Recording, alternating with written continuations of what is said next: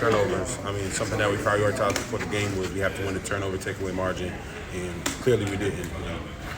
We lost. As a fellow leader and a teammate, just what do you say to Jalen when he kind of falls in that hole and has the turns in the first quarter to kind of bounce back? Go 1-0. That's the message to everybody. You can't control what happened on the last play, but you could control what you do moving forward. So go 1-0. That was my message to him. How banged up were you guys as an offensive line, and how much did you guys have to kind of grit through at the end of the season? Everybody on the offensive line is banged up. It's playing offensive line in SEC, playing offensive line in general. My little brother, he got banged up this year playing for the West Haven Seahawks. So football's a physical game, but being banged up is an excuse because everybody's banged up. So just got to be able to have guys that are able to plug and play, and have guys who are willing to who are willing to do so. You got to be ready. The best ability is availability. Sorry, you already asked this, but how much did the rain and kind of slickness affect what y'all were able to do on offense in the first quarter? I'm not too keen on the coach's play calling if they were scared to call certain plays because of the rain, but like I just said, we can't let the rain be a reason why we can't execute. You know, it's football. We knew we were coming to Florida. It rains every day here, so you just got to be ready for that mess. How are you going to remember this season? How am I going to remember this season? It's a really good question. It was a tough one. One that I'll learn a lot from, and one that has made me a better person, a better leader. Just having to go through as much adversity as I had to go through, and just coming in every day with a smile on my face, and understanding that I got a whole team of men looking at me and looking to me. So that means I have to be on my P's and Q's every day. So I'm very appreciative for this season, and I won't forget it. And I know it didn't go the way that we wanted, but I feel like everybody's going to grow from it. Sorry if you've already been asked this, but have you given any thought about your draft future? You're a pretty highly projected player. I'm not really worried about that right now. I'm just really enjoying this time with my teammates. I'm going to enjoy some time with my family, so I'm not really too worried about that right now. When you think about Jalen Miller, what kind of comes to mind? You see him behind closed doors. You see him there's only a few plays that we get to see every day. Like what comes to mind in terms of his growth or just his personality over the course of this season? Leadership. I mean, Jalen was always a great leader, but his leadership, I feel like, is grown, and being able to lead alongside him, I learned a lot from him, and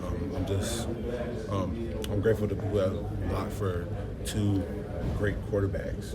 Just not everybody has the opportunity to say that. Like I blocked for Bryce Young and I blocked for Jalen Miro, and both of those guys, they were better leaders than they were players, and I'm very grateful to play with those guys.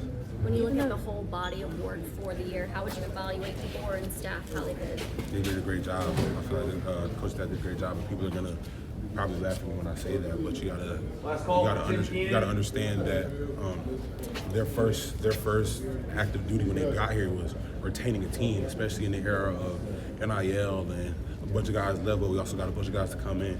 So to do all that, to have a great recruiting class that they just recruited in, and to go out here and really battle in the SEC for the first time I think they did a great job. There's obviously things that we could have done better as players, obviously things that they could have done better as coaches, but there's always going to be room for improvement top to bottom, and they'll be the first ones to tell you that. But I'm just very blessed to have had this coaching staff, and I'm glad that Coach DeBoer came here, and just a shout out to him, because it takes a certain amount of pride and a certain amount of confidence within oneself to come follow up the greatest coach of all time. What kind of pressure do you think he was under to replace? You just touched on it, replacing Coach Saban. That's got to be hard for anybody. The thing that's special about Coach DeBoer is I don't think he put any pressure on himself, because we surely didn't put any pressure on him. One of the first things that we told him, we like, look, don't come in here trying to be Coach Saban, because you're not Coach Saban. Be Coach DeBoer. Like, be the person that you've been to get you to this point. He's been that through and through. He's been his authentic self from day one, and I'm very appreciative for him. As an offense, just what sort of coaching and guidance have you got to make sure this is?